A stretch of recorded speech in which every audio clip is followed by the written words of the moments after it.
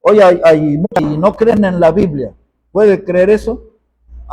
Dice que la Biblia es un libro que tiene pensamientos acerca de Dios. Hay otros que dicen que hay algunas partes de la Biblia que han sido dadas al hombre por Dios. Hay otros que dicen que fue nada más que es un montón de literatura hebrea. Pero nosotros somos de los que creemos que toda la escritura es inspirada por Dios. Eso es lo que el apóstol Pablo le dice a Timoteo, de Génesis, Apocalipsis, todo para nosotros es la palabra de Dios.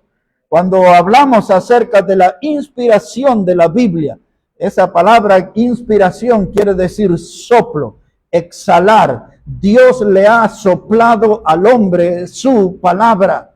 Y dice el apóstol Pedro que los santos hombres escribieron siendo guiados por el Espíritu Santo de Dios. De modo que nosotros aquí, hermanos, estamos reunidos no frente a un pensamiento, no frente a una literatura común, estamos reunidos alrededor de la palabra de Dios. Y este predicador que está aquí adelante cree en toda la palabra inspirada por Dios, y esta dice que es útil para nosotros, para instruir, para corregir, hermanos, a fin de que el hombre sea enteramente perfecto y preparado para toda buena obra. Eso es lo que hace la Biblia. Y ahora, yendo a nuestro tema hoy, hermanos, si puede buscar el Evangelio de Lucas, el capítulo 22, Evangelio de Lucas, el capítulo 22, y hoy quiero hablarles acerca de un tema, el eclipse y la fe. Yo creo que todos sabemos o tenemos alguna sospecha de lo que es un eclipse, y vamos a ver cuál es la relación de este fenómeno en cuanto a la fe. Entonces, el Evangelio de Lucas, el capítulo 22, y ahí ponemos la mirada en el versículo 52. El Señor Jesucristo ya había sido apresado, había sido traicionado por Judas el Iscariote, había sido entregado a las autoridades, y ahora a Pedro había cortado la oreja de un siervo del sacerdote. El Señor Jesús repara ese daño y dice estas palabras, Lucas 22, verso 52.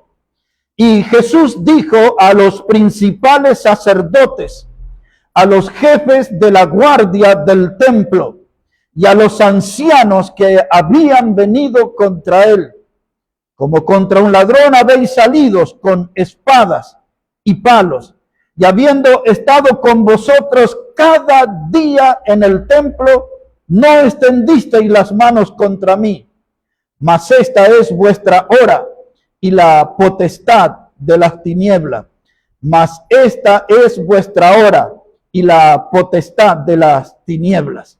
Ese pasaje advierte sobre un tiempo de oscuridad, de tinieblas, sobre la humanidad. El pasaje nos recuerda que el diablo es presentado como el príncipe de este mundo, como príncipe de tinieblas, pero dice que su gobierno durará por una hora, no será para siempre, será por una porción de tiempo. Cuando éramos niños, teníamos 9, 10 años. Es la primera vez que oíamos en nuestra edad escolar de lo que era un eclipse. Esa palabra eclipse al principio nos produjo miedo, porque se nos hablaba de que se iba a oscurecer en pleno día, y se nos hablaba que no teníamos que mirar al sol y que teníamos que usar lentes. Las maestras nos habían enviado a construir unas cajas con vidrios de colores y no me acuerdo todas esas cosas, pero nosotros, hermanos, estábamos alarmados en el colegio de qué sería aquello que se llamaba un eclipse. Cuando usted busca en el diccionario, dice que el eclipse es una ocultación transitoria, hermanos, o parcial, de un astro que se interpone a otros. Los dos grandes eclipses más conocidos, hay otros, es el eclipse lunar y es el eclipse solar. El eclipse lunar es el más frecuente.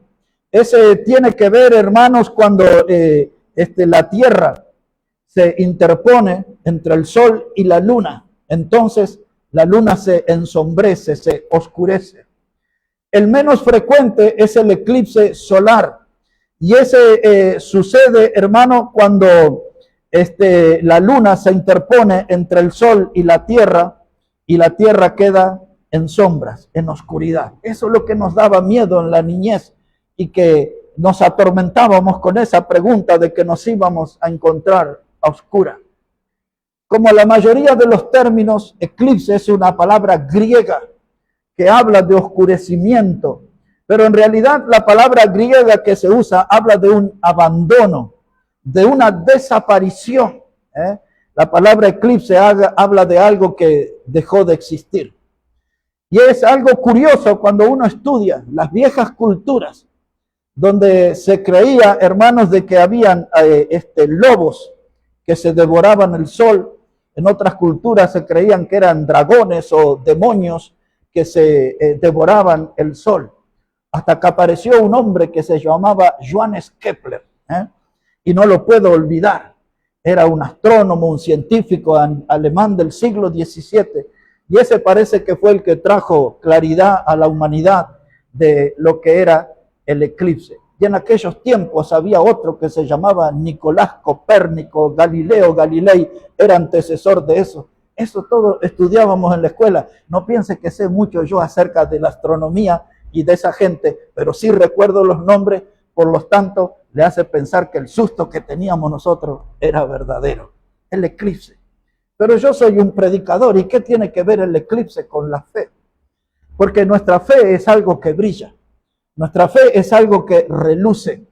Pedro habla que tenemos una fe que es más preciosa que el oro, pero a veces nuestra fe se ve eclipsada. Sombras llegan sobre nuestra vida de fe, oscuridad llega a nuestra vida de fe, y aquello que era tan brillante, de pronto se piensa a tornar oscuro.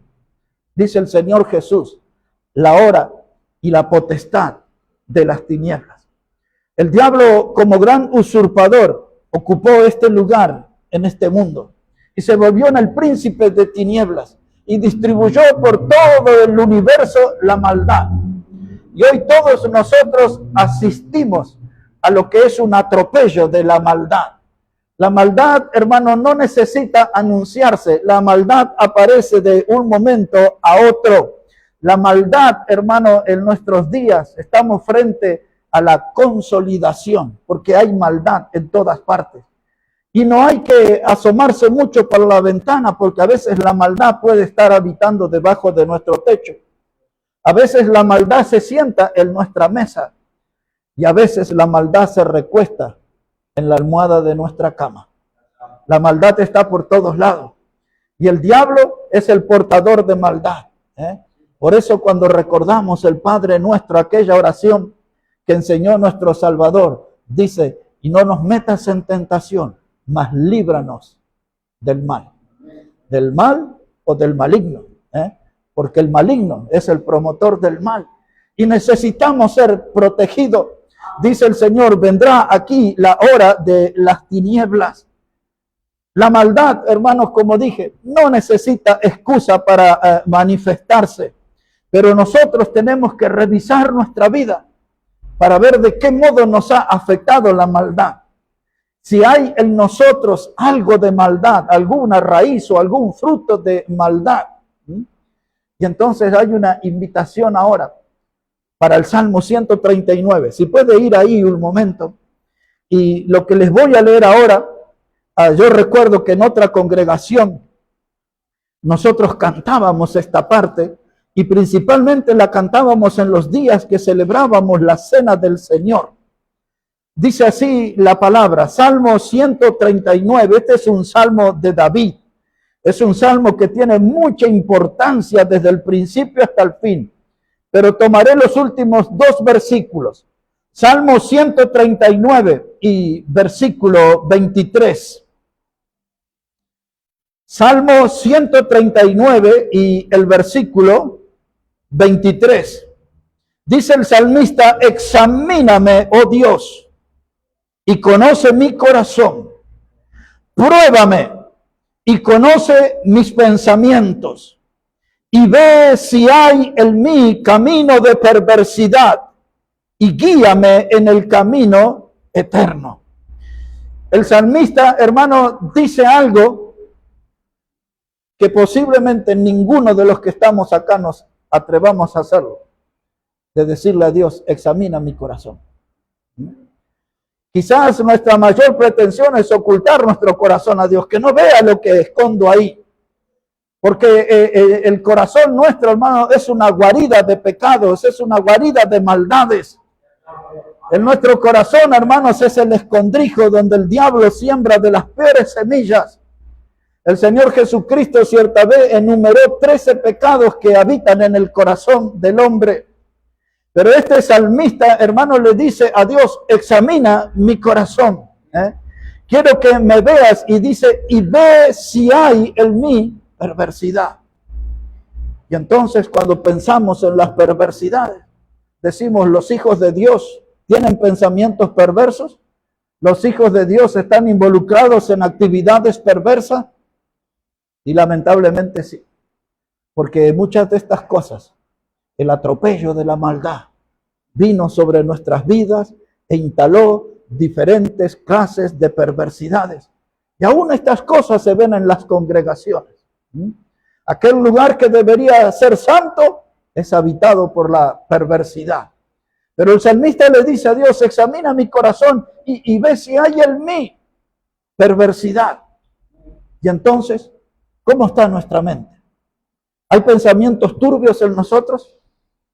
¿Hay pensamientos oscuros en nosotros? ¿Hay pensamientos malignos? ¿Hay deseos, hermanos, que son malos, dañinos? ¿Qué es lo que habita en nuestra mente? ¿Qué es lo que habita en nuestro corazón? ¿Hay en nosotros pensamientos que nos avergüenzan? No hay que ser muy exigente, la respuesta es sí. Porque la batalla principal que todos nosotros tenemos está aquí, en la mente. Y Dios instaló un juez en cada una de nuestras mentes. Y ese juez se llama conciencia. Porque hay algunos que a veces se escudan diciendo, bueno, determinados pecados que cometí es porque yo no conozco toda la Biblia, no sé. Pero ese juez que Dios puso, que se llama conciencia, sabe cómo indicarnos cuándo estamos obrando mal, cuándo estamos pensando mal. Y el apóstol Pablo le escribió a los romanos, de modo que no tienes excusa. Y entonces, hermanos, ¿qué clase de pensamientos hay? Turbios, oscuros, pensamientos malignos, porque a veces parecemos tan relucientes y tan santos, pero nadie tiene acceso a la mente de otro. Ninguno de nosotros puede obrar como el cardiólogo divino, no sabemos lo que habita en nuestros corazones. El salmista se animó y dijo, examina mi corazón. Y a veces no somos tan buenitos como parecemos, y no somos tan puros como parecemos, y no somos tan santos como pretendemos. Pero lo que quiero que note aquí, que ese texto tiene un llamado a la pureza. A pesar de lo que somos, Dios nos invita y Dios nos llama a ser puros. Por ejemplo, Pablo el apóstol habló con Timoteo acerca de este tema. Y se refirió a lo que es el liderazgo en una iglesia, donde los líderes, el pastor, los diáconos, los que le llamamos los oficiales, tienen que tener requisitos espirituales, morales y sociales. Y entonces Pablo le dice a Timoteo, que era un predicador joven, como de 35 años, le dice, no impongas con ligerezas la mano a nadie. Y le agrega esta frase, consérvate puro. Consérvate puro. Porque mucha gente a veces con el afán de ser un predicador o de figurar en alguna función o ministerio público en una congregación, ya enseguida le ponen las manos y lo mandan al frente, vaya, usted es un enviado de Dios. Dice, no impongas con ligereza las manos a nadie, consérvate puro. Y en nuestros días, hermanos, ya está desatada, hay una batalla por la pureza. Y los hijos de Dios tenemos que ser vencedores. Y esa batalla por la pureza es porque tenemos que tomar conciencia que lo que nos rodea es las horas de las tinieblas, la potestad de las tinieblas. Lo que sucede en el mundo que nos rodea, hermanos, se parece mucho a las películas que se ven en el cine o en la televisión, donde alguien roba un banco y hace una estrategia de escape y elude a la policía, a la ley, pero al final de la película cae, preso o muerto. A mí que me gustaban mucho, y me gusta todavía aún de viejito las películas del oeste, siempre aparecían algunos malvados, algunos tiranos, pero el muchachito de la película nunca muere, siempre triunfa. Y este asunto de la maldad es la fotocopia de lo que le estoy diciendo. El diablo está cosechando una serie de triunfos en nuestro tiempo. El diablo está teniendo muchas victorias, está imponiendo su reinado de tinieblas en diferentes lugares de la sociedad y en la iglesia mismo. Porque hay iglesias que viven en tinieblas, hay iglesias que no ven la luz porque ni predican la Biblia. Y aunque algunas de esas iglesias tienen el nombre de bautistas, yo sé, y algunos de ustedes saben, son usurpadores del nombre. Pero son iglesias que están en oscuridad. La palabra no es predicada, la palabra no es enseñada y mucho menos la palabra no es vivida. Y ahora estoy escuchando esta prédica y digo, aquí hay algunas cosas que no están bien en mi vida. Ahora que recuerdo, estoy en este asunto turbio, estoy en un negocio turbio. Hay algo oscuro en mi mente, hay algo que no está bien, hay algo que no estoy pensando bien. Hay planes en los que no involucro a Dios porque no estoy obrando bien. Porque Dios no va a estar de acuerdo con mis proyectos, con mis planes. Porque a veces mis planes abrigan semillas de maldad. Y entonces dice aquí el salmista, y a modo de reflexión para nosotros, examina hoy mi corazón y ve si hay en mí caminos de perversidad. La invitación es estar un tiempo a solas con Dios y animarnos y decirles de verdad, Señor, examina mi corazón, revísalo todo mi corazón. Y que incluya lo que dice el verso 23, dice, y prueba mis pensamientos. Y algunos de ustedes se van a escandalizar y dicen, no, quiero que todo lo que pienso, todo lo que pasa por este basural que se llama mente. Hay muchos pensamientos, no uno, ni dos, ni tres, muchos, que no son buenos pensamientos. Y el salmista dice hoy, dice, anímate, habla con Dios y dile, examina mis pensamientos. Examina. Y alguien dice, ¿no podemos saltear esa parte del mensaje? Sí podemos, pero algún día vamos a tener que examinar nuestro pensamiento, porque ese es el eclipse. El eclipse es el lado oscuro que viene sobre nuestra mente. El eclipse es la oscuridad que viene sobre nuestra alma. El eclipse es el lado oscuro que busca instalarse en nuestro corazón. Pero usted y yo que hemos creído en Cristo somos hijos de luz. Y dice Pablo a los tesalonicenses, pues entonces andemos como hijos de luz. Amén. ¿Recuerdan cuando les cité Romanos 6 el domingo? La gente decía, hay que pecar mucho, porque cuanto más pecamos, Dios es más bueno, porque nos perdona más. Y Pablo dice, ¿qué pues diremos? Decía él, en Romanos 6, verso 1 y 2, dice, ¿qué pues diremos? ¿Perseveraremos en el pecado para que la gracia abunde? Y la respuesta venía en el verso 2 y dice, de ninguna manera, porque los que hemos muerto al pecado, ¿cómo viviremos aún en él? ¿Hasta dónde estamos dispuestos a limpiar nuestra mente? Nuestros pensamientos oscuros, nuestros planes turbios. Hay un llamado a la pureza. Dios nos invita. Este salmista tenía un coraje sin igual. Le habló a Dios, como dije, ninguno de nosotros se animaría a hablarle a Dios seguramente. Examina mi corazón, prueba mis pensamientos, ve si hay en mí camino de perversidad. Primera carta de Juan, casi al final de la Biblia. Primera carta de Juan, el capítulo 2.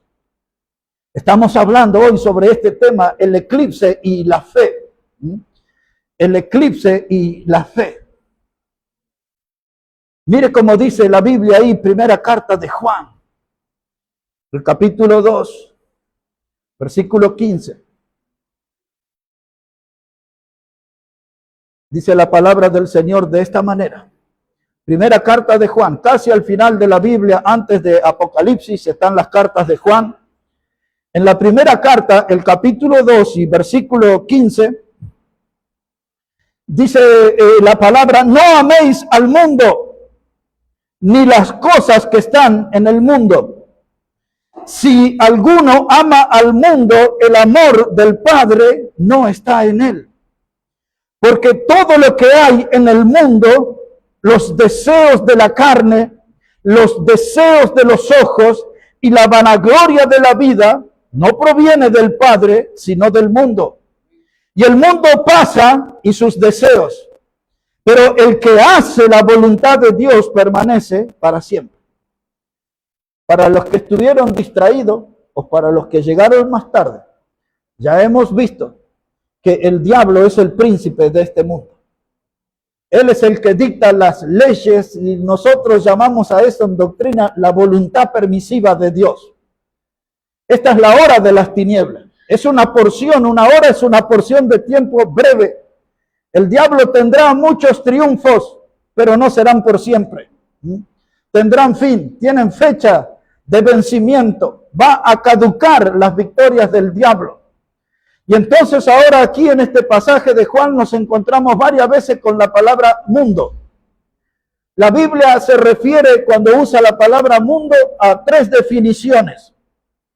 Por ejemplo, cuando en Juan 3:16 dice, de tal manera amó Dios al mundo, eso se refiere a los habitantes. Nosotros le llamamos el objeto del amor de Dios. ¿Cuál es el objeto del amor de Dios? El hombre. De tal manera amó Dios al mundo que ha dado a su Hijo Jesús, su Hijo unigénito, para que todo aquel que en él cree no se pierda, mas tenga vida eterna. Así que de acuerdo al contexto, la palabra mundo se puede referir a personas a las cuales Dios ama. En otras veces la palabra mundo se usa en el idioma griego la palabra cosmos. Y en ese caso la palabra mundo se refiere a toda la creación de Dios. El primer caso se refiere a personas que Dios ama. Segundo caso, a la creación de Dios. Pero esto que estamos leyendo aquí en Juan es la tercera definición de mundo y se refiere a la filosofía, al estilo de vida que tiene el mundo. Entonces, en otras palabras, para nosotros como hijos de Dios, amemos a la gente porque Dios ama a la gente. Amemos en la creación de Dios porque Dios ha creado eso para nosotros, aunque maltratamos bastante en nuestra casa, ¿no? En nuestro universo. Pero Dios hay algo que dice, no améis el mundo, la filosofía, el estilo de vida, las reglas de este mundo. ¿Por qué motivo? Porque las impone el diablo. ¿Recuerdan en aquella tentación en el desierto al Señor Jesús? El diablo le dijo, todo esto te daré, mostrándole todas las cosas, si postrado me adorares. Y el Señor Jesús, no quiero saber nada con todo eso. No quiero saber nada de lo que tiene las huellas dactilares del diablo, de lo que toca Satanás. Yo no quiero nada. Y entonces dice aquí Juan, no améis al mundo. Y ahora dice, ni las cosas que están en el mundo. Porque muchas de las cosas de este mundo están afectadas, estropeadas, contaminadas por el diablo mismo. Y entonces ahora dice en el versículo 16, eso no era del mensaje, pero se lo voy a explicar ya que lo tengo cerca. Aquí habla de algo que yo defino como el triángulo de la muerte. Y algún día les tendría que predicar un mensaje entero, pero ahora a vuelo de pájaro. Dice el verso 16, porque todo lo que hay en el mundo, los deseos de la carne, los deseos de los ojos y la vanagloria de la vida. Voy a reflejar en un ejemplo conocido, tenemos muchos, pero David, cuando salió a la terraza de su palacio y vio a aquella mujer desnuda y la atrajo, y si usted lee con atención ese texto, hizo un abuso de poder y una violación fue eso. Ahora, si usted no conoce el trasfondo hebreo, piensa que esto fue un accidente, el rey no tenía otras cosas para hacer, salió a tomar aire fresco. No, sabía que ese día a una mujer iba a encontrar, porque era el día de purificación. De acuerdo a la costumbre judía, ahí estaba determinado el día cuando las mujeres terminaban su ciclo menstrual, iban a ese lugar a purificarse. Era todo un ritual. Así que este no era ningún inocente, él sabe lo que fue a buscar y a ver a esa terraza. Y esto tampoco era del mensaje, entre paréntesis. Esa es la primera escena de pornografía que vemos en la historia humana. Y así, acomódese porque le voy a contar. Porque él ve una escena de desnudez. Y ahora él se deleita en eso y llama a la gente, llama a otro soldado y le dice, vengan a ver quién es ella. Y ahí estaban todos así. Mirando una escena de desnudez. Cerramos ahí ese paréntesis. Los deseos de los ojos, los deseos de la carne. Y la carne aconseja mal. Y eso es lo que mete al hombre en muchos problemas. En muchos problemas. Y entonces aquí está el primer lado. ¿Cómo era el triángulo? Cateto. ¿Cómo era? Los lados. ¿Cómo se formaba el triángulo? A ver los maestros de aquí. El cateto era uno y ¿qué más tenemos? ¿Cómo? No. Bueno, ahí tienen los tres lados del triángulo. Aquí tiene uno, los deseos de la carne. Cuando alguien tiene como consejero lo que su carne le impone, se va a meter en problemas inevitablemente. David, hermano, se volvió un ser infeliz. Cuando usted lee el Salmo 38 y el Salmo 51, él se da cuenta lo caro que le costó aquello, el deseo de su carne. Y ahora habla del deseo de los ojos. Algunos de ustedes que les gusta ir de shopping o algo, dice, ay, mire, vi una cartera, mire, vi un jean, vi unos zapatos, no venía por esto, pero vi, me entró por los ojos, por el color, por la moda, por lo que sea, esto o aquello. Y usted dice, y yo quiero eso, y me gustó, me entró por los ojos, pero no tengo plata, pero tengo tarjeta, y me endeudo. Oh, ¿quién me hace un giro? ¿Quién me presta? Pero vayamos a la Biblia. Cuando la serpiente tentó a Eva en el huerto del Edén, le dijo ella, dice, pero con que Dios dijo que no coman de ese árbol, de ese fruto, y dice que Eva vio que ese árbol era bueno, lo vio con sus ojos. Y luego Pablo escribe en el Nuevo Testamento, siglos después, y dice que el pecado entró al mundo por un hombre, y por el pecado entró la muerte. Y la muerte pasó a todos los hombres, por cuanto todos pecaron. Todo por esa mirada. Miren el drama que estamos ahora. Eso que les dije es Romanos 5, versículo 12. Y ahora Dios le dijo a su pueblo Israel, dice, vamos a tomar Jericó. Era la ciudad invencible, amurallada. Era una ciudad, hermano, que tenía muros de 35 metros de alto y como de 200 metros de ancho. Era una ciudad que nadie podía vencer. Y Dios hizo aquello que fue una gran ocurrencia, que hizo dar al pueblo 6 vueltas y el séptimo día tenían que gritar y aquellos muros se vinieron abajo.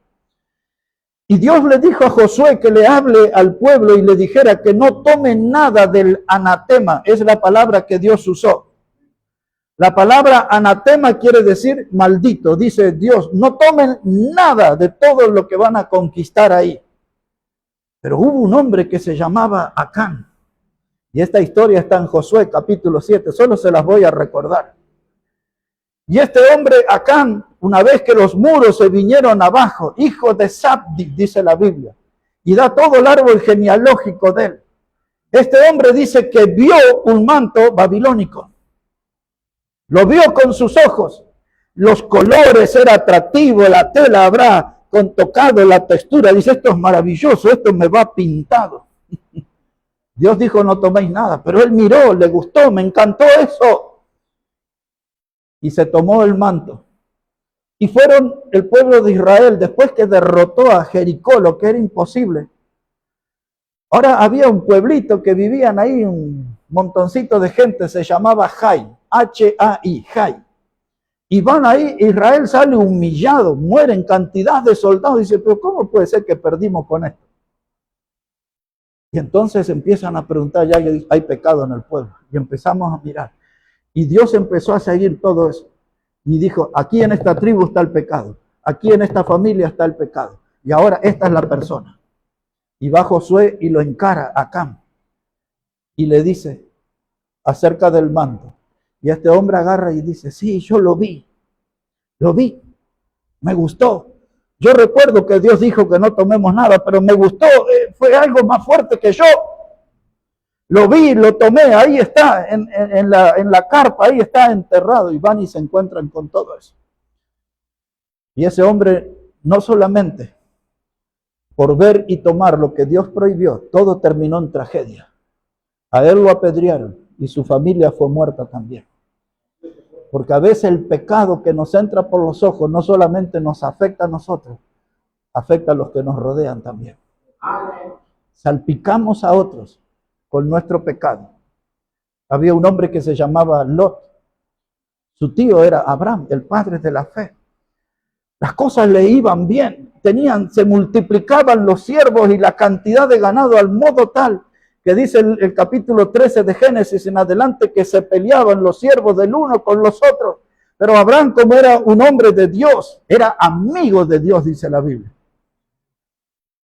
Le dice a su sobrino Lot, ven un momento aquí. Dice, elige tú una tierra y vete en esa dirección y yo me voy a ir en otra dirección. Elige tú primero. Y cuando usted lee ahí el libro de Génesis, dice que Dios vio el valle fértil y vio el agua. En otras palabras, vio negocios, vio plata. Dice, ahí voy a hacer grandes cosas, a criar ganado. Mire las pasturas, tengo agua, tengo todo. Y se fue detrás de lo que sus ojos vieron. Nunca dice la Biblia que Lot se puso a hablar con Dios, se puso a orar, a consultar con Dios. ¿Qué hago? ¿Qué dirección? Él se fue detrás de lo que le dijeron sus ojos. Y de pronto dice la Biblia, y fue acercando sus tiendas hasta Sodoma y Gomorra. Y llegamos al capítulo 19 de Génesis, y ahí lo vemos a Lot en la puerta de Sodoma. Quiere decir que ese hombre no solamente entró en la ciudad de pecado, que ya estudiamos el domingo esto, y ahora era toda una autoridad, porque estaba con los jefes en la puerta, era el hombre que tomaba decisiones. Estaba identificado con el estilo de vida de los sodomitas. Y todo su problema empezó con sus ojos. Hasta que vinieron los ángeles, y ya conocen esa parte de la historia. Y los yernos de él no le creían. Era un hombre que se había involucrado tanto en el pecado que había perdido la autoridad espiritual y moral. Y cuando él les dijo, vámonos porque van a venir fuego y azufre, dice que se burlaban de él, su familia. Y los ángeles tuvieron que hablarle fuerte. Dice, escapa al monte, escapa por tu vida. Y de pronto, la mujer de él miró hacia atrás, terminó en una estatua de sal. Y este hombre que tenía tanto ganado y tantos siervos, dice la Biblia, terminó en una cueva. Sus hijas pensaron que ya todos habían muerto. Lo emborrachan al padre. Tienen sexo con el padre. Tienen hijos con el padre. Y nacen dos hijos que se transformaron en dos grandes pueblos enemigos de Israel hasta el día de hoy. Esta historia que le estoy contando, ¿dónde empezó? Con los ojos. Lo que él miró, lo que no debía ver. ¿Y qué es la lección para nosotros? Porque les dije, este es el triángulo de la muerte. Los deseos de la carne, los deseos de los ojos. Cuando lo defino como el triángulo de la muerte, es que si nosotros cedemos a esto, la muerte se nos cruzará en el camino. Y luego dice, y la vanagloria de la vida. Todas las vanidades. A veces nos ocupamos de cosas que son vanas. Desde el perfume, el peinado, el maquillaje, el vestido, la seda. Cosas que no son importantes para la vida. Y andamos detrás de eso. Hubo un hecho en la historia. Todo esto no era nada del mensaje, pero se lo doy de chapa. Había un hombre que predicó. Él había sido un sacerdote, un cardenal, pero él se convierte a Cristo. Era un hombre que de apellido Savonarola. En la historia se lo conoce Jerónimo Savonarola. Era un cardenal de la religión romana, pero un día él conoce a Cristo de verdad. Él se da cuenta que el Cristo no estaba en la religión que él profesaba, sino que estaba en la Biblia, en la palabra de Dios. El Cristo que salva, y él cree y comienza a predicar. Y ese hombre tenía una voz de trueno. Y ese un día convocó al pueblo. Y en la historia este hecho se llama la hoguera de las vanidades. No estaría de más que busquen eso. Va a encontrar algunas películas con ese nombre, pero busque la historia. Y ese hombre hizo quemar todos los cuadros que tenían escenas de desnudez. Muchos libros que tenían todas cosas mundanas, todo lo que era maquillaje, todo eso. Y ese día se hizo una fogata tan grande y se conoció como la hoguera de las vanidades. A la luz de esa historia, hermano, ¿de qué cosas de nuestra vida nos tenemos que desprender? Porque la Biblia dice los deseos de la carne, los deseos de los ojos y la vanagloria de la vida. A veces los días nos encuentran que estamos persiguiendo cosas que son vanas. Como decía el escritor de Eclesiastés, Salomón, vanidad de vanidades, todo es vanidad. Esa palabra vanidad significa vacío. Él se presenta como un hombre que corre al viento. ¿Se imaginan nosotros aquí corriendo el viento y ahí ilusionados? Aquí está, te atrapé, viento. Y cuando abre la mano no tiene nada. Fue un esfuerzo vano, un intento vano. Y eso es lo que cuenta Salomón. Vanidad de vanidades, todo es vanidad. Y dice aquí, no améis al mundo, ni las cosas del mundo. No améis los deseos de la carne, ni los deseos de los ojos, y la vanagloria de la vida. ¿Por qué habla así Dios? Porque el que está digitando todas estas cosas es el diablo. Y nada de esto va a traer vida. Todo va a traer fracaso, ruina y finalmente la muerte. Porque ya sabemos por labios del Señor Jesús que el diablo vino para hurtar, matar y destruir. Y hay muchos que se enganchan en estas cosas y su fe es eclipsada. ¿Cuántos creyentes, hermanos, que nosotros mismos conocemos de distintas latitudes, que han caído en esta trampa de los deseos de los ojos?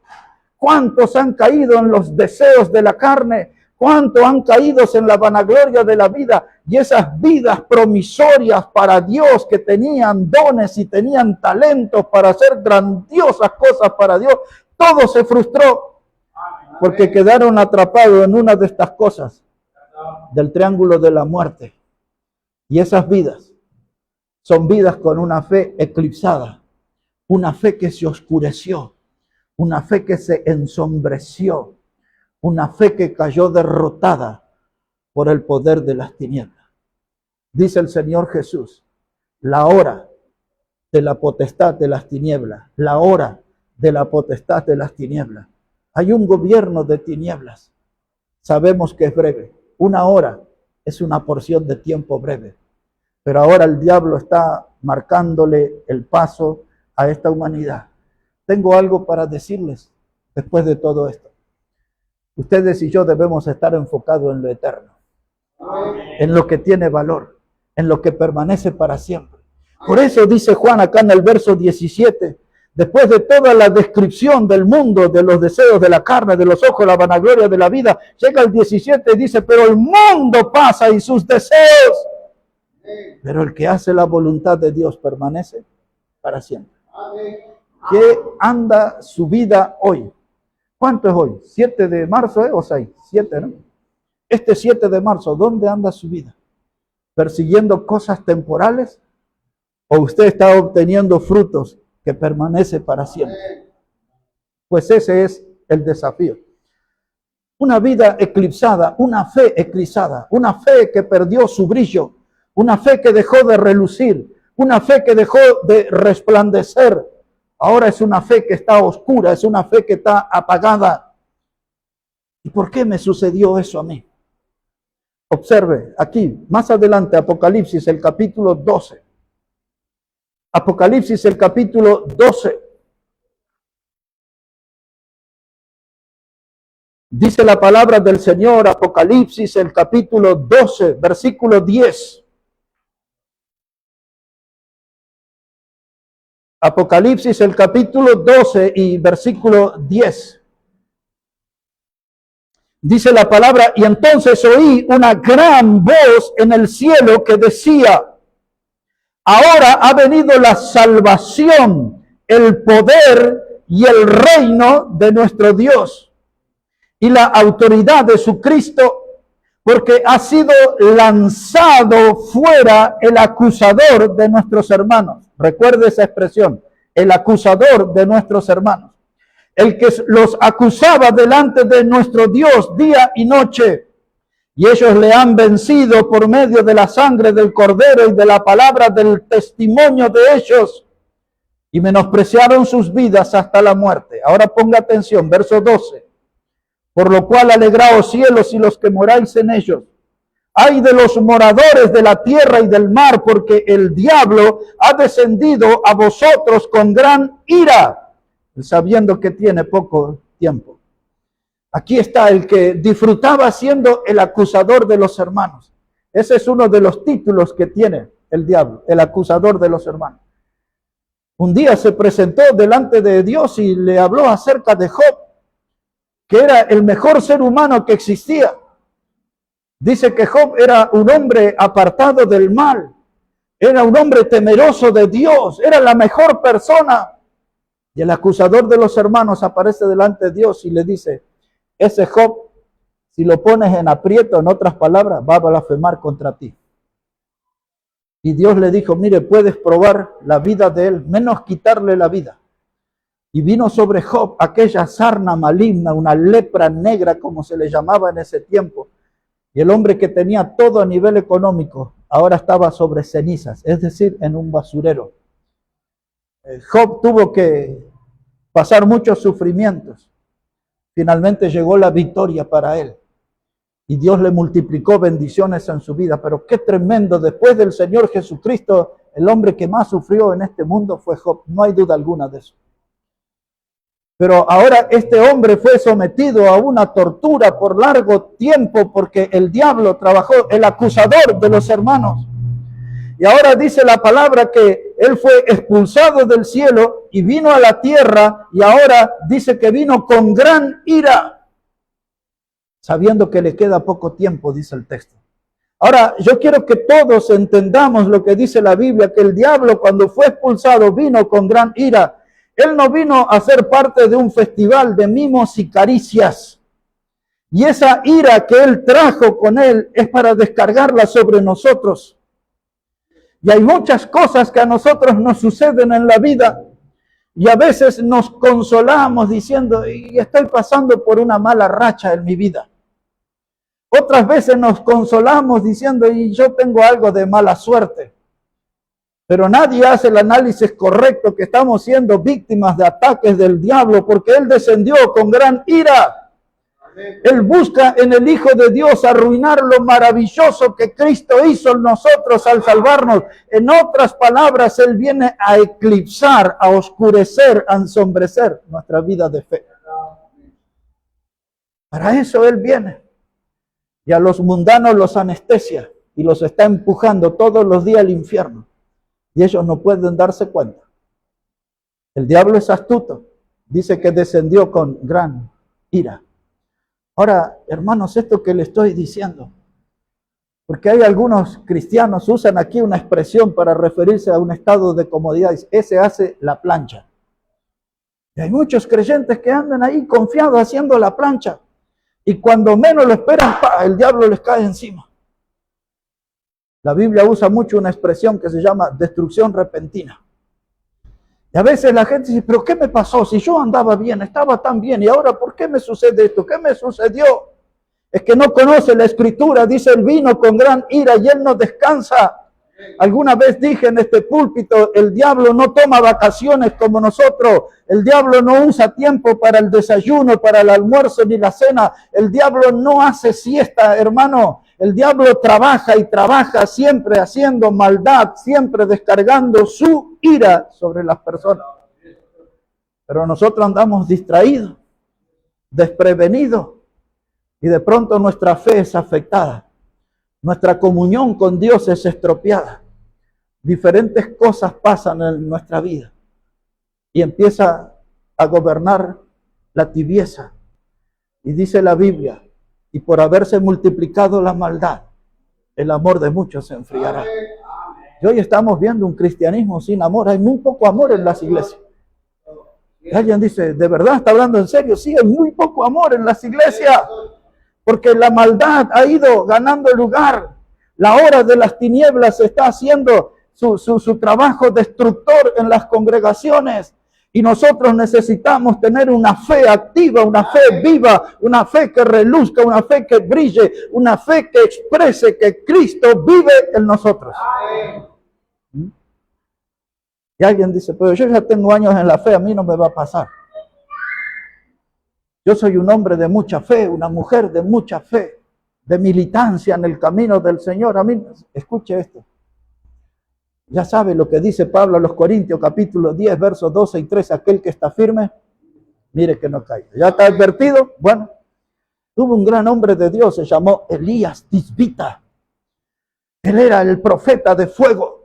Dios respaldaba desde el cielo su prédica, su trabajo con fuego del cielo. Era un hombre de mucho coraje que tuvo grandes experiencias de fe. Cuando hubo sequía en el mundo por 3 años y medio no llovió, Dios los puso a la orilla de un arroyo que se llamaba Kerit, una cueva. Y ese hombre vio como todos los días, en la mañana y en la tarde, cuervos, aves inmundas, aves carroñeras, cuervos, le traían pan y carne todos los días en hora. O sea que el delivery ya viene del Antiguo Testamento. Y este fue un beneficiado, Elías. Los cuervos no se comían ni un gramo de carne, todo lo que Dios le daba, ahí le traía. Este hombre solito pasó por el cuchillo 850 falsos profetas entre los de Baal y los de Acera. Y Dios le respaldó con fuego del cielo su trabajo. Este hombre, de pronto, la mujer Jezabel, que era quien reinaba con el rey Acab, dijo, ya no va a estar más la cabeza de este hombre sobre sus hombros. Y le agarró un chucho, decimos, ¿no? Un miedito le agarró y empezó a correr. Cuando uno estudia la Biblia, se corrió como 109 kilómetros sin parar. Entre nosotros y en voz baja, hay mujeres que son bravas. Y ahí andaba el profeta corriendo 109 kilómetros sin parar. Dice, no, a los falsos profetas no le tuve miedo, pero esta señora... Y de pronto usted llega al libro de Primera Reyes, capítulo 19 y verso 4. Después que venía de un gran triunfo, que estaba en la cresta de la ola, habla con Dios y le dice, Señor, es mejor que me quites la vida, me quiero morir. ¿Qué diría una persona en nuestro tiempo? Me agarró la depre. Dice, me quiero morir, mátame aquí nomás. Y vio un enebro, un árbol, y se metió ahí en las sombras y se quería morir y se durmió. Y vino el ángel de Dios y lo despertó. Vamos, Elías. Y cuando abrió los ojos había pan y agua. ¡Qué bendición! Y le dice, come y bebe. Y le dice unas palabras hermosas que usted las puede agarrar para su vida. Dice, largo camino te espera. Largo camino. Porque tenía que poner en el poder a un rey y tenía que poner a un profeta en su oficio. Y tenía mucho trabajo todavía. En otras palabras, Dios le estaba diciendo ahí en la sombra del enebro donde estás dormido, despiértate tú que duermes y te alumbrará Cristo. Amén. Dice, levántate, come, aliméntate, aquí hay bendición celestial, provisión celestial. Largo camino te espera, este no es el fin. Y uno agarra y dice, pero ¿cómo le pasó a eso a Elías? De los más grandes predicadores, junto con Moisés, en toda la historia de Israel. Moisés mismo también le dijo a Dios, si tú no vas conmigo, quítame la vida, acá que se termine todo. El predicador rebelde, la Biblia no lo dice, pero es seguro que era bautista por la actitud que tenía. Se llamaba Jonás. ¿Se acuerdan de él? Dios lo manda en una dirección, él se va al otro. No, no le voy a predicar a los ninivitas, soy bautista, me la banco. No sé qué cosas dijo ahí Jonás. Hasta que le agarró la tempestad y lo agarraron los marineros. Y lo tiraron al fondo del mar. Eso no es un cuento de niño, eso es verdad de la palabra de Dios. Y vino un gran pez que Dios preparó, 3 días allí, y el pez lo vomitó, no lo pudo digerir. Así es una persona fuera de la voluntad de Dios, es indigerible. ¿Cuántos creyentes andan en el mundo apartados, amargados, gente que no le encuentran sabor a la vida, no le encuentran sentido a la vida? Y ahí estaba el hombre en el vientre del pez, y el pez dice, yo no lo quiero a este, yo lo largo, 3er día. Y ahí sí la entendió y fue a predicar a los ninivitas. Todos se convirtieron. En nuestra cultura diríamos hasta el loro. Y no exagero porque todos los animales, todo. Fue tremendo el resultado. Y ahora se sentó a ver la ciudad de Nínive. Después no hay un solo predicador en la historia que tuvo un resultado que superara el de él. Y en vez de estar hiper feliz, estaba esperando, dice, dale Dios, mandarle fuego, matarlos a todo esto. Y dice que se sentó a ver, ¿no? Y entonces Dios no. Y entonces se enojó con Dios. Por eso también eso hacen algunos bautistas, se enojan con Dios. Y le dijo, yo sabía que tú eres clemente y misericordioso. En otras palabras, todos estos perversos degenerados, ya mandale fuego, agua, ya terminarlo de una vez. Y Dios le dijo que no. Y le dice, no tendré yo misericordia, porque ahí hay 120,000 que no saben distinguir entre su mano izquierda y mano derecha. Los predicadores se equivocan cuando piensan que esa era la cantidad de habitantes que tenía Nínive. No, esos eran los niños nada más. Porque un niño no sabe distinguir la mano izquierda de la mano derecha. Había más de 500,000 personas allí que escuchar. Pero este hombre se termina peleando con Dios y le dice, quítame la vida, mátame. Y Dios le manda una calabacera allí y él se pone en la sombra. Y entonces Dios le manda un gusano y el gusano se come la calabacera. ¿Y para qué? Como leche hervida. Le dice, pero ¿por qué ahora? Y le vuelve a decir, quiero morirme.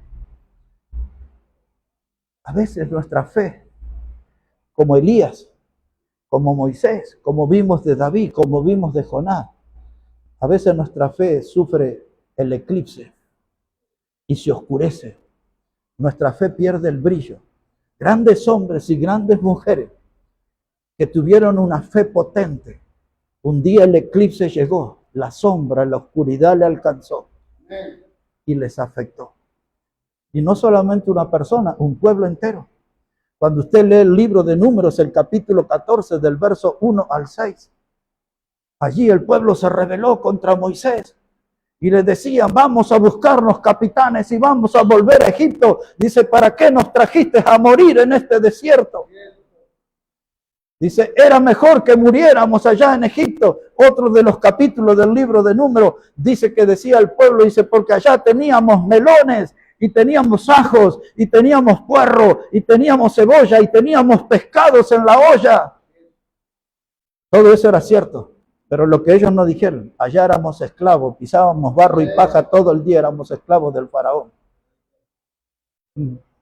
¿Sabe cuántos creyentes dejan la iglesia, el camino del Señor? Dejan que un eclipse oscurezca su fe y se van detrás de las cosas del mundo y vuelven a encadenarse a la vieja vida. El libro de Proverbios, en el Antiguo Testamento, Pedro en la segunda carta en el Nuevo, dice, se parecen al perro que vuelve a su vómito y a la chancha que vuelve al barro, al cielo. Y hoy tenemos muchos de nuestros hermanos, de esta iglesia y de otras congregaciones que conocemos. Ahí andan, como el perro revolcándose en el vómito y en el barro inmundo del príncipe de las tinieblas. Están reeditando la historia del hijo pródigo y andan en un chiquero con animales inmundos, comiendo de las algarrobas de los chanchos, de todo lo que el diablo les provee. Cuando en la casa del Señor hay un manjar exquisito, condimentado, con condimento celestial. ¿Y cómo está su fe? ¿Está eclipsada? Hoy usted puede decir, yo soy dueño de una fe reluciente. Mi fe hoy brilla. Mi fe hoy estoy fenómeno, estoy en comunión con Dios, estoy aprovechando compañerismo con Cristo. ¿O es dueño de una fe apagada? Porque si esa es su respuesta, es triste, porque Dios no usa personas apagadas. Dios quiere personas encendidas. Amén. Y lo que puede encender nuestra vida es el poder de la palabra de Dios. Amén. La que tenemos aquí. Una historia rápida, 2, 3 pasajes rápidos y aterrizamos en el final del mensaje. Les voy a hablar de Pedro, un ratito. Ese hombre, ya observemos, recordemos un momento. Busque ahí, lo primero que vamos a ver es el Evangelio de Juan. Lo voy a pasear un poquito, en pocos minutos, por 3 evangelios. Evangelio de Juan, el capítulo 13. Y vamos a ver que este hombre Pedro tenía muchas cosas tan parecidas a nosotros, o nosotros que nos parecemos tantos a él. Este era de lo que en el campo se le llama leche hervida. Allá en alguna parte de Bolivia le dicen tira saco. Eso que alguien lo mira mal y ya dice, ven acá y peleamos y te hago la pelea. Ya quieren pelear enseguida, ¿no? Este no le gustó y sacó la espada y le cortó la oreja a un hombre que se llamaba Malco. Era así. ¿Ya está ahí? Juan 13. Mire cómo dice la palabra, verso 36.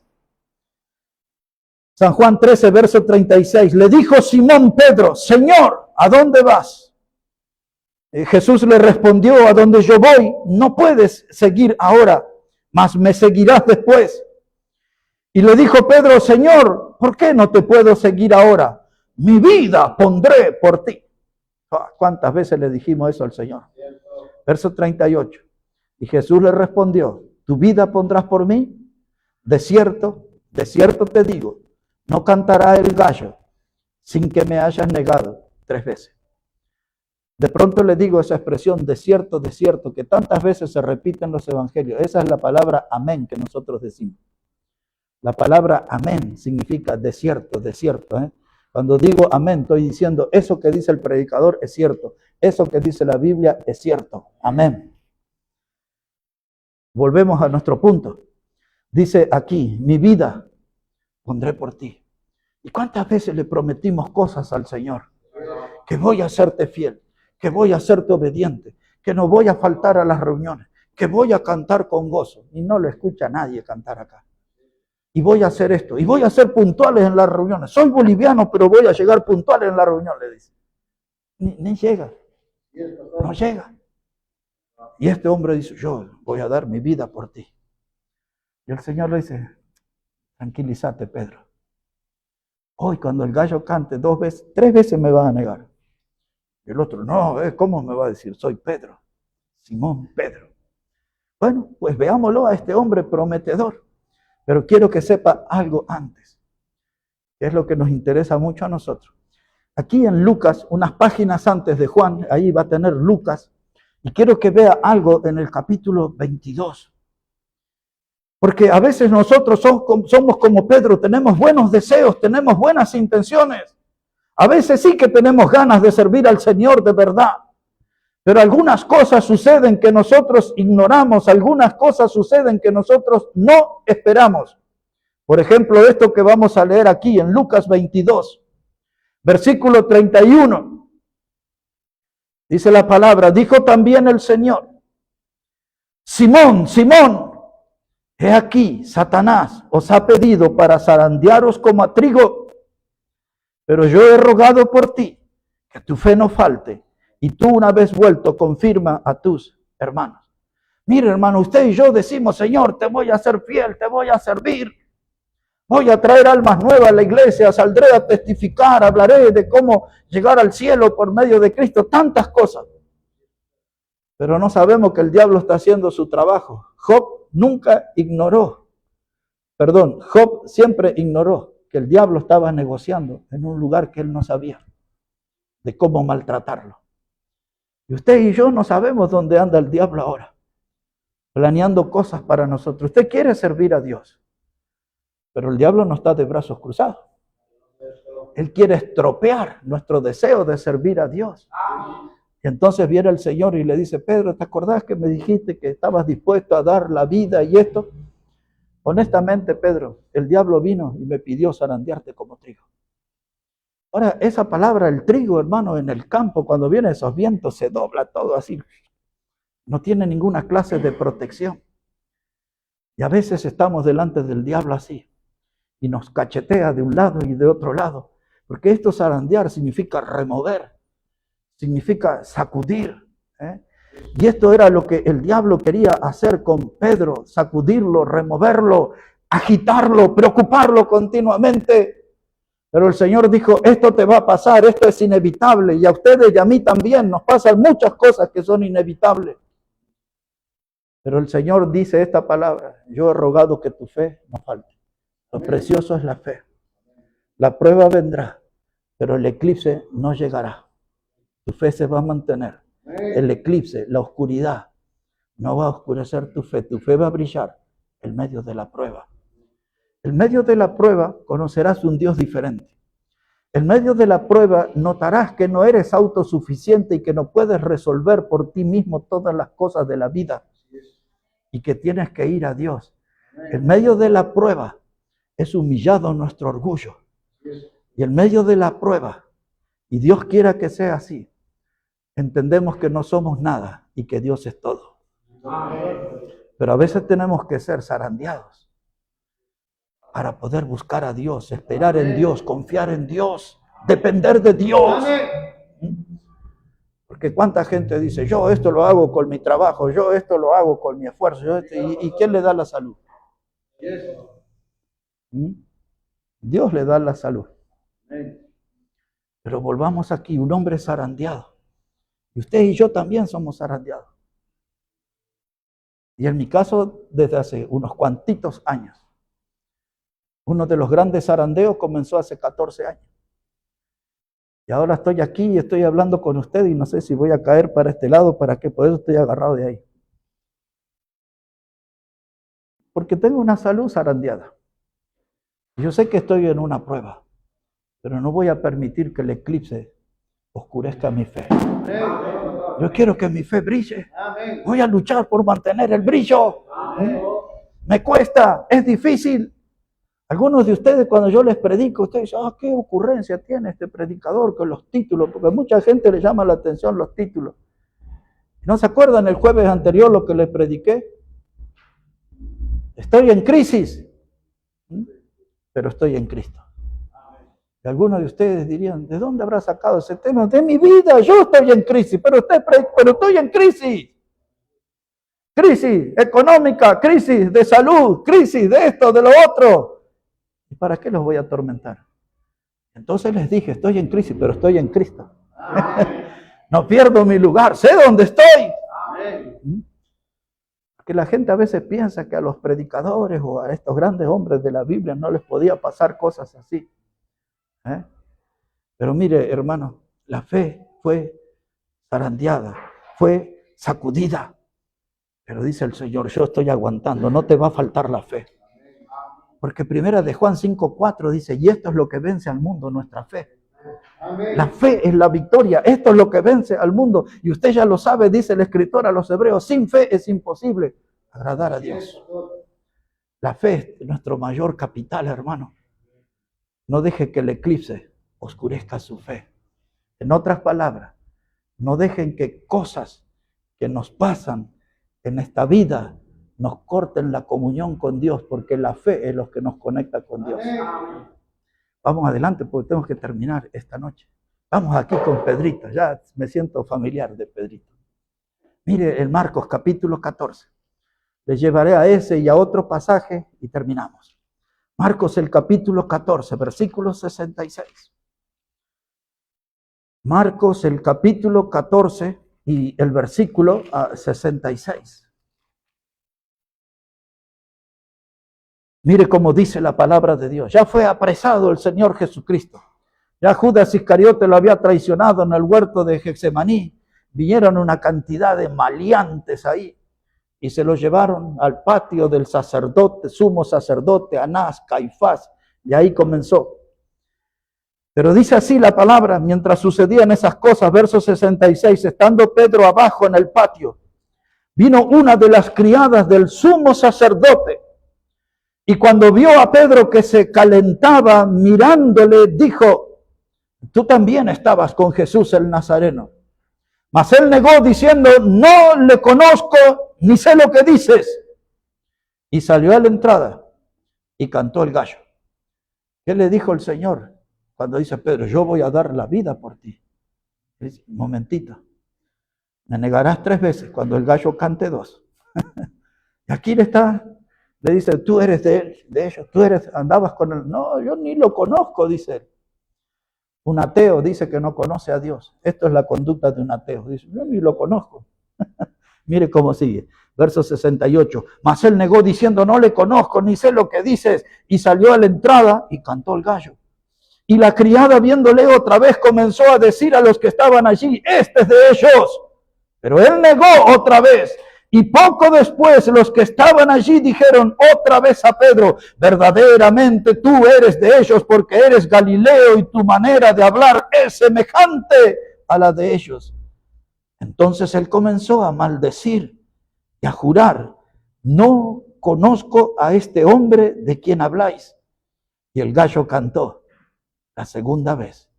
Y entonces Pedro se acordó de las palabras de Jesús que le había dicho: antes que el gallo cante 2 veces, me negarás 3 veces. Y pensando en esto lloraba. Mateo dice, y lloraba amargamente. Como un niño que le robaron el chocolate, ahí estaba llorando. El superhéroe de Getsemaní, el que sacó la espada. El impulsivo que decía, yo aquí primero, yo esto. Ahora estaba llorando amargamente. La pregunta que le hago a ustedes, ¿era Pedro un hombre de fe? Sí que lo era, y de mucha fe. Pedro fue protagonista en milagros. Pedro fue protagonista en grandes eventos. Y aunque fue un gran hombre que caminó 3 años y medio junto al Señor, las sombras del eclipse afectaron su fe. Las sombras del eclipse afectó su fe. Vino la oscuridad y de pronto su fe perdió el brillo. De pronto su fe perdió el encanto. Era un gran hombre, era un gran predicador, era un militante de la fe. Pero el eclipse le afectó. La oscuridad tocó su vida. Y la oscuridad puede tocar su vida y puede tocar la mía. Y se puede oscurecer nuestra relación con Dios. Pero Jesús dijo, yo soy la luz del mundo. Y si yo quiero tener comunión con Él, yo tengo que andar en luz. Por eso Él dijo, vosotros también sois la luz del mundo. Amén. Dijo que somos luz y dijo que somos sal. Todos recordamos eso. En otras palabras, está diciendo, tienen que permanecer como la sal y tienen que brillar como la luz. Pablo en sintonía a esto le escribe a los filipenses y le dice, resplandecéis como luminares en el mundo en medio de una generación maligna y perversa. Es decir que Dios nos pone bien al tanto de quienes nos rodean, quienes nos pisan los talones, quienes murmuran, quienes nos despedazan, quienes nos hacen daños, quién tienen los peores planes para nosotros. No obstante, dice el Señor, ustedes resplandezcan como luminares en el mundo en medio de esta generación maligna y perversa. Amén. Acá en la iglesia estamos contentos, estamos como de picnic, estamos en familia. ¿Y cuántas veces nos quedamos a comer un choripán, una torta, tomamos mate, té, café? Estamos fenómenos acá. Pero ahí afuera hay una generación maligna y perversa que nos espera con las peores intenciones. Desean lo peor sobre nosotros. Ellos tienen el eclipse preparado para oscurecer nuestra fe. No debe sucedernos esto. Ahora mire, aquí está Pedro, llorando amargamente, portándose como un ateo. Yo no conozco a Dios. Era Dios hecho hombre. Dice, yo no lo conozco. Dice, no conozco a este hombre. 3 años y medio vivió con él, caminó con él todos los días. Por eso al final del Evangelio de Juan, y eso ya es para otro mensaje, 3 veces el Señor le pregunta, Pedro, ¿me amas? Y Pedro le dice, sí, Señor, yo te amo. Dice, apacienta mis corderos. Le vuelvo a preguntar el Señor, Pedro, ¿me amas? Sí, Señor, yo te amo. Apacienta mis ovejas. Le vuelvo a preguntar otra vez, Pedro, ¿me amas? Y él le dice, Señor, tú sabes que yo te amo. Cuando usted estudia el idioma griego de ese pasaje, el Señor le está preguntando, ¿me amas con amor ágape? Es la palabra griega, ágape. Es una clase de amor como Dios ama. Y Pedro le dice, no, Señor, yo te filéis, yo te amo, filéis, te amo con amor humano. Y al final le dice, tú sabes todas las cosas. Este es el amor. No soy un hombre perfecto. Tengo mis debilidades.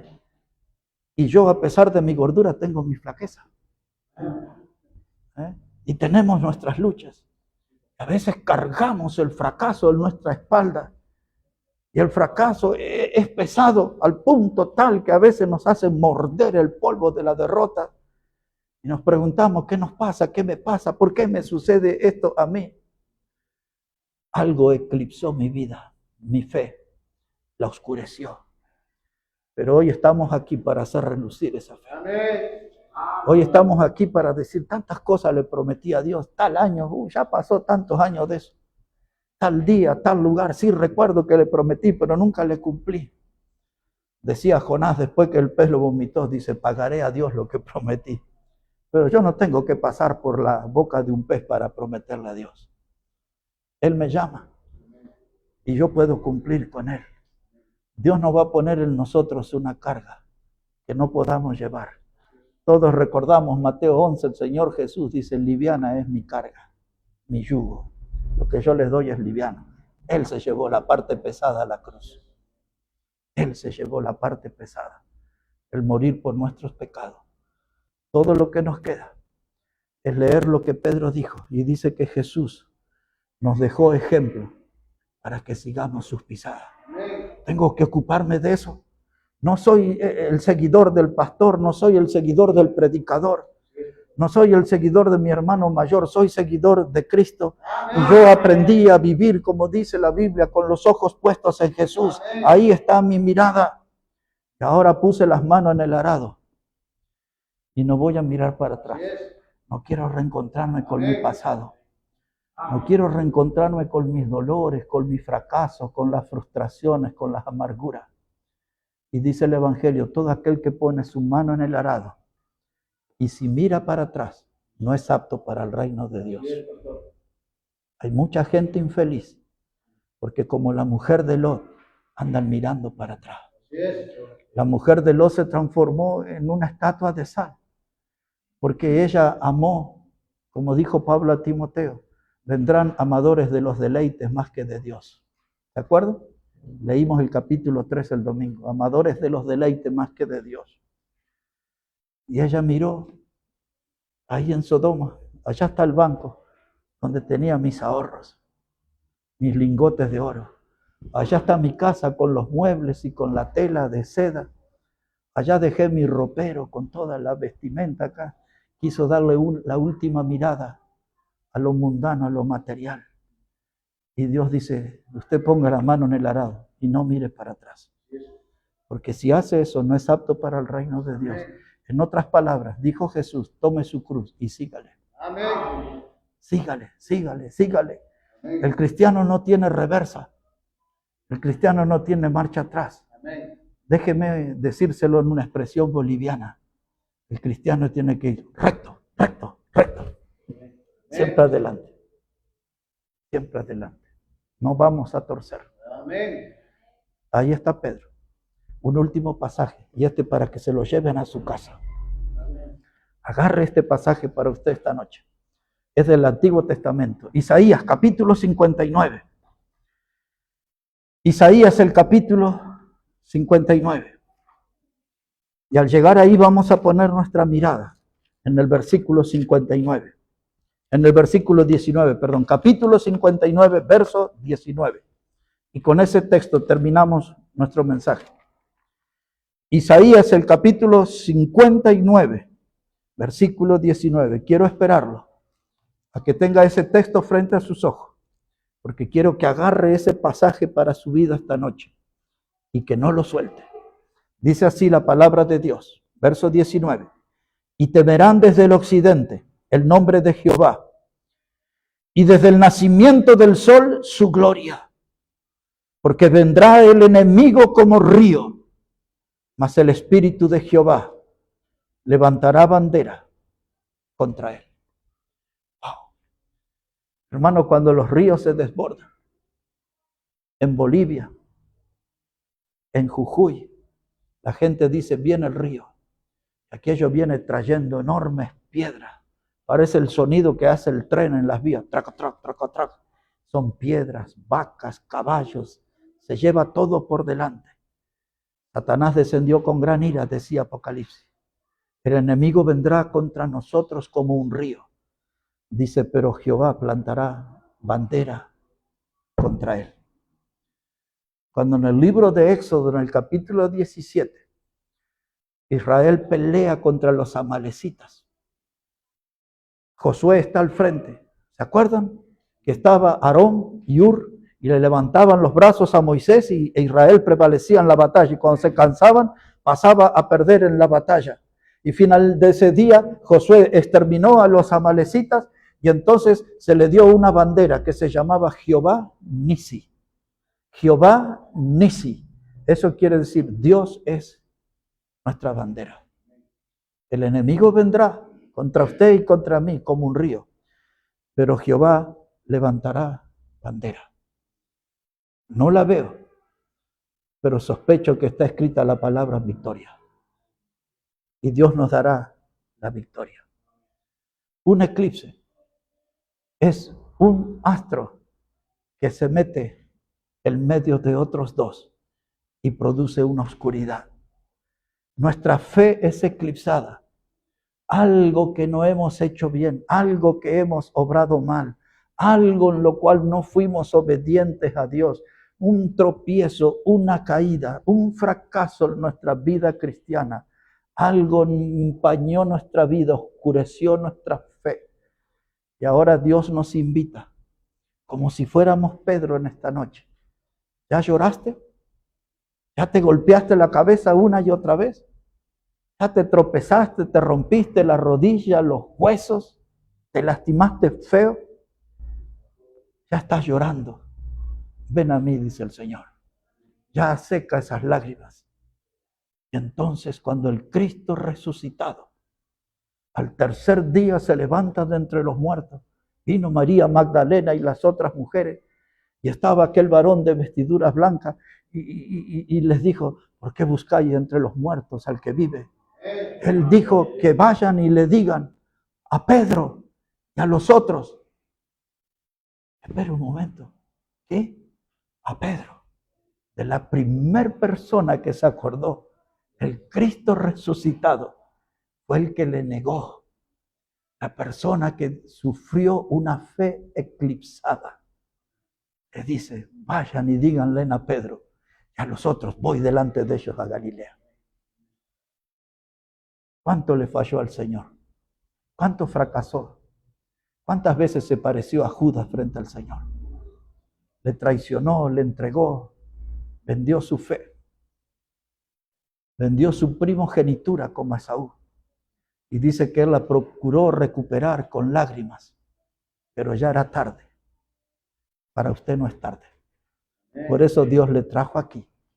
Para que su fe vuelva a brillar. Para que su fe vuelva a relucir. Para que su fe no sea víctima de un nuevo eclipse. Todo lo que debe hacer es venir a Cristo. Ser honesto con Él. Hablar con Él a corazón abierto. Y tomar la cruz. Y empezar a seguirle. Y seguirle. No sé cómo comenzó su día hoy. Tal vez no fue muy alentador. Tal vez parecía no muy prometedor. Pero de pronto Dios le pone aquí en esta reunión. Y su palabra se abre. Y su voz es clara. Y su llamado es inconfundible. Es para mí que tengo una fe eclipsada, oscurecida. Yo y el creador de todas las cosas y el salvador de mi vida me invita a volver a brillar, a volver a relucir, a volver a ser una luz para los que están en tinieblas y poder dar gloria y honra a su santo nombre. Oremos a Él. Padre Celestial, queremos darte las gracias por tu palabra, Señor, porque sin duda ella es viva y eficaz, y es cortante como esa espada de dos filos y penetra hasta lo más profundo de nuestro ser. Y gracias por cada uno de los que estamos en esta noche y porque nos trajiste a esta reunión, porque entendemos que hay algo que quieres hablar con nosotros. Que hay algo sobre lo cual necesitamos decidir, porque no podemos seguir cargando una fe eclipsada. Ayúdanos a relucir, a brillar, Señor. Necesitamos de ti otra vez. Necesitamos de tu mano poderosa. Oramos en el precioso nombre del Señor Jesucristo. Amén y amén. Que Dios bendiga su palabra, Dios bendiga sus vidas, hermanos. Si podemos ponernos de pie, por favor.